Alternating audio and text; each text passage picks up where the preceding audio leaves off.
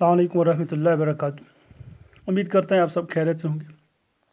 تو یہ کلاس 6 کی کتاب، اس میں سبق نمبر 8 ہم پڑھ رہے ہیں، پیارے نبی صلی اللہ علیہ وسلم کے پیارے اخلاق۔ اس میں سے کچھ اقتباسات پہلے ہی ہم نے آپ تک پہنچانے کی کوشش کی تھی۔ تو ہمارے پیارے نبی صلی اللہ علیہ وسلم کے اخلاق کے بارے میں ہم کیا بات کر سکتے ہیں۔ ایک بار حضرت عائشہ صدیقہ رضی اللہ تعالی عنہ سے پوچھا تھا کسی نے کہ آپ صلی اللہ علیہ وسلم کے اخلاق کے بارے میں کچھ بتائیے، تو آپ رضی اللہ تعالی عنہ نے فرمایا تھا کہ آپ صلی اللہ علیہ وسلم کے اخلاق قرآن پاک ہیں، یعنی جس طرح قرآن پاک میں اللہ تعالیٰ نے فرمایا ہے تو بالکل من و ان ہمارے رسول صلی اللہ علیہ وسلم کے اخلاق ویسے ہی تھے جیسے قرآن پاک میں بتایا ہے۔ تو جب بھی آپ صلی اللہ علیہ وسلم کسی سے ملاقات کرتے تو ہمیشہ مسکرا کے ملاقات کرتے، خوش مزاجی سے، چاہے نوکروں سے کبھی بات کرتے، چاہے کسی اور سے، کسی بچوں سے یا بزرگوں سے، اپنے ہم عمروں سے، تو ہمیشہ دل خوش ہو کر ان سے ملا کرتے تھے۔ ان کے چہرے پہ بشاشت ہوا کرتی تھی، ہونٹوں پہ مسکراہٹ رہتی تھی۔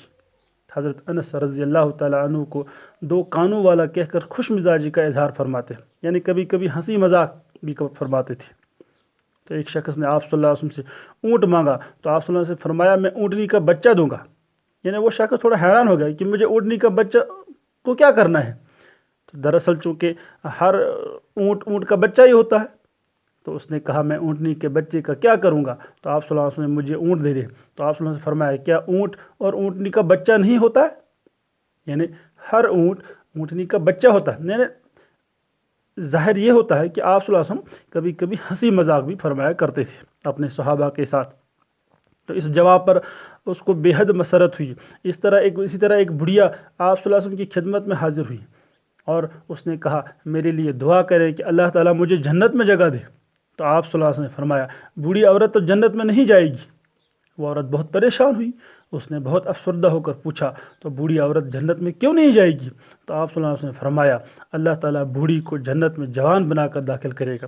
یعنی ایک حدیث پاک ہے کہ جنت میں تمام لوگوں کی عمریں وہ جوان ہو جائیں گے، چاہے یہاں کوئی بچہ فوت ہوتا ہے یا کوئی بڑھاپے میں فوت ہوتا ہے، لیکن آخرت میں سبوں کی عمریں برابر ہو جائیں گی، یعنی تقریباً 33 سال کی عمر، ایک حدیث پاک میں آیا ہے کہ تقریباً 33 سال کی عمر سبوں کی ہوگی جو جنت میں جائیں گے، یعنی جنت میں سب جوان ہو کے جائیں گے۔ تو اس لیے رسول اللہ صلی اللہ علیہ وسلم نے ایک بڑھیا سے فرمایا تھا کہ آپ جنت، یعنی بوڑھی جنت میں نہیں جائے گی، کیونکہ جنت میں کوئی بھی بوڑھا نہیں ہوگا، سب جوان ہوں گے۔ تو ایک اور آپ صلی اللہ علیہ وسلم کے ایک اور بڑا صفت تھا کہ آپ مستقل مزاج تھے۔ حضور اکرم صلی اللہ علیہ وسلم کی پاک زندگی میں دنیوی آرام اور راحت کا ایک لمحہ بھی نظر نہیں آتا۔ یعنی آپ صلی اللہ علیہ وسلم کی جو پوری زندگی تھی، بچپن سے لے کر آخر تک، آپ کی زندگی میں کبھی وہ ہمارے جو آج وہ سکون، مسرت، باقی وہ چین ڈوڑتے ہیں، یعنی ان کی زندگی میں ہمیشہ وہ راحت نہیں ملی جو ہم ڈھونڈتے ہیں، کیونکہ آپ ہمیشہ جد و جہد میں رہے۔ مکے میں جب تک آپ صلی اللہ علیہ وسلم رہے قریش آپ کے پیچھے پڑے رہے، مدینے میں جب تشریف لائے تو قریش کے علاوہ یہودی، عیسائی اور منافقین آپ صلی اللہ علیہ وسلم ہمیشہ جنگ کرتے رہے۔ یعنی غرض ہے کہ ساری زندگی آپ جستجو میں رہے، آپ جہاد میں رہے، آپ مشقت میں رہے، محنت میں رہے، دین پھیلانے کی راتوں کو عبادت کرتے تھے، دین پھیلانے کے لیے جاتے تھے، گھر گھر جاتے تھے۔ تو کوئی حربہ ایسا نہ تھا جو کافروں نے آپ صلی اللہ علیہ وسلم کے خلاف استعمال نہ کیا، کوئی مصیبت ایسی نہ تھی جو آپ صلی اللہ علیہ وسلم کی زندگی میں پیش نہ آئی، مگر آپ صلی اللہ علیہ وسلم کے استقلال میں کبھی فرق نہیں آیا۔ آپ صلی اللہ علیہ وسلم ہمیشہ ثابت قدم رہے، مستقل مزاجی سے اللہ کا پیغام پہنچاتے رہے، لوگوں کو نیکیوں کی تلقین کرتے رہے۔ ایک بار مکے والوں نے تمام قبیلوں میں سے ایک آدمی کو جمع کیا تاکہ شمع نبوت ہی گل کر دی جائے صلی اللہ علیہ وسلم، اور ہمیشہ کے لیے اس چراغ کو بجھا دیا جائے تاکہ اسلام کی اشاعت سے ان کے فائدوں کو جو خطرہ لاحق ہے وہ دور ہو جائے۔ چنانچہ ایک رات ان لوگوں نے آپ صلی اللہ علیہ وسلم کے مکان کا گھیراؤ کر لیا مگر آپ صلی اللہ علیہ وسلم پر کوئی خوف طاری نہ ہوا۔ یعنی جب کفار آپ صلی اللہ علیہ وسلم کو کسی طرح ہرا نہ سکے تو پھر ایک مشورہ انہوں نے کیا کہ تمام جتنے بھی قبیلے تھے، جتنے بھی قبائل تھے مکہ شریف کے آس پاس یا مکہ شریف میں، سب قبیلوں کا ایک ایک سردار چنا گیا اور تقریباً 100 سردار جمع ہوئے تاکہ جب ہم سب مل کر اس کو قتل کریں تو کسی ایک قبیلے پہ الزام نہ آ جائے۔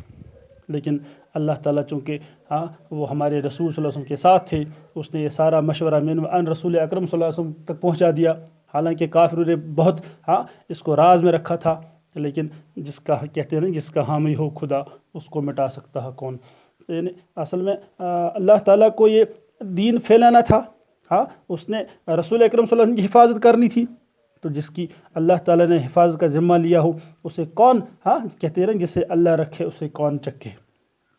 تو ہمارے رسول صلی اللہ علیہ وسلم پر کوئی خوف طاری نہ ہوا۔ کافروں نے اتنا گھیراؤ کیا تھا، سارے مکان کا گھیراؤ کیا تھا، تلواریں لے کے کھڑے تھے، تو آپ صلی اللہ علیہ وسلم کے قدم پاک ذرا بھی نہیں لڑکھڑائے۔ اسی طرح ہجرت کے سفر میں بھی جب حضرت ابو بکر صدیق کافروں کا پیچھا کرنے سے پریشان ہوئے تو آپ صلی اللہ علیہ وسلم فرمایا، غم نہ کرو، ہمارے ساتھ ہے، اللہ ہمارے ساتھ ہے۔ ہر ایک کام بڑے سکون و اطمینان کے ساتھ انجام دیتے۔ آپ صلی اللہ علیہ وسلم کو یقین تھا کہ ایک دن اللہ کا دین غالب ہو کر رہے گا۔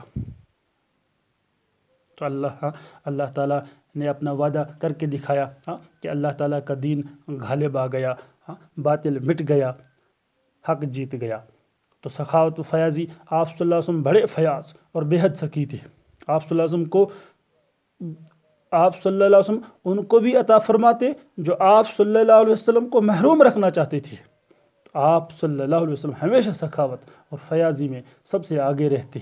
آپ صلی اللہ علیہ وسلم فرماتے، اگر میرے پاس ایک پہاڑ کے برابر بھی سونا ہو جاتا تو میں 3 دن میں اسے مستحق لوگوں میں بانٹ کر ختم کر دیتا۔ یعنی آپ صلی اللہ علیہ وسلم کے پاس جو بھی چیز ہو آیا کرتی تھی، تحفے میں، ہدیے میں، تو آپ صلی اللہ علیہ وسلم غریب و مسکینوں میں بانٹ دیا کرتے تھے۔ اپنا تمام جتنے کی ان کے پاس دولت ہوا کرتی تھی، حضرت خدیجۃ الکبریٰ رضی اللہ تعالی عنہ سے جب آپ کی شادی ہوئی تو حضرت خدیجۃ الکبریٰ کے پاس بہت سارا سونا تھا، بہت سارا مال تھا، لیکن آپ صلی اللہ علیہ وسلم نے وہ سارا مال، وہ سارا سونا غریب میں تقسیم کر دیا۔ نرم مزاجی، یعنی حضور پاک صلی اللہ علیہ وسلم مستقل مزاج ہونے کے ساتھ ساتھ نرم مزاج بھی تھے، لوگوں سے نرمی اور شفقت کے ساتھ پیش آتے۔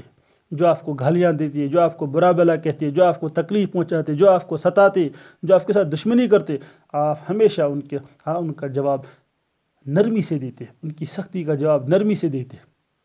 ایک بار طائف کا واقعہ تو سب جانتے ہیں، تقریباً تمام مسلمانوں کو یہ واقعہ معلوم ہے کہ جب طائف کے میدان میں آپ طائف کے علاقے میں آپ گئے وہاں دین کی دعوت کے لیے، تو وہاں لوگوں نے کیا حال کیا، پتھر برسائے، آپ خون میں لت پت ہو گئے، آپ کو گالیاں دی، جہاں تک کہ آپ اس وادی سے باہر آ گئے، تو بڑی گستاخیاں کی، پتھر مارے، مگر آپ صلی اللہ علیہ وسلم ان کے لیے بد دعا کے بجائے ہدایت کی دعا کی۔ آپ صلی اللہ علیہ وسلم ہمیشہ عدل و انصاف سے کام لیتے۔ اللہ کے سارے نبی دنیا میں عدل و انصاف قائم کرنے کے لیے ہی آئے تھے، تو حضور اکرم صلی اللہ علیہ وسلم بھی عدل و انصاف والے نظام زندگی کو مکمل کرنے کے لیے تشریف لائے۔ تو آپ صلی اللہ علیہ وسلم انصاف کی صرف تاکید ہی نہیں کی بلکہ اس کے عملی نمونے بھی پیش کیے، یعنی آپ صلی اللہ علیہ وسلم نے کر کے دکھایا، کہتے ہیں پریکٹیکلی انہوں نے وہ ثابت کر دیا، یعنی جو انہوں نے بتایا وہ کر کے دکھایا۔ آپ صلی اللہ علیہ وسلم کسی معاملے میں جانبداری نہ برتتے، اس لیے لوگوں کو بھی آپ صلی اللہ علیہ وسلم پر پورا اعتماد تھا۔ یعنی کافر لوگ بھی جو تھے، جو آپ کی دین کی سخت مخالفت کرتے تھے، آپ کے جانی دشمن بنے بیٹھتے تھے، لیکن وہ بھی آپ کے اخلاق کے، آپ کے ایمانداری کے بالکل وہ اعتراف کرتے تھے۔ تو آپ نبی صادق ہیں، آپ نبی صادق تھے، تو ہمارے نبی صلی اللہ علیہ وسلم نہایت سچے انسان تھے۔